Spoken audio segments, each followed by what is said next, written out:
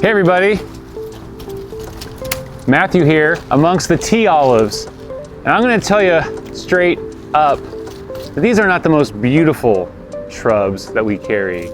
However, it can be very difficult to find a reliable tree or shrub that has such an amazing fragrance as the tea olive. So we have an evergreen option here in Northeast Florida, right here in Jacksonville, that will grow year-round, will not be burned by the cold, and will do very well in our garden. That also makes a very fragrant flower and blooms more than once a year. So they make little tiny bell-shaped flowers that will fill a space. So if you were to plant these near somewhere where you sit outdoors in a patio or a lanai, you will get that fragrance in your garden, and it will persist for weeks at a time each time that it blooms.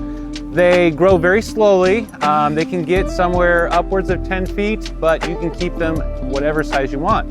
You can keep them trimmed and pruned so they look like a shrub, or you can kind of limb them up from the bottom up and form them into more like a small tree. So they can get upwards of 8 to 10 feet and maybe about half as wide. So they're taller and a little more narrow, and they are very easy to grow, and they smell amazing. Come check them out here at Earthworks, the tea olive.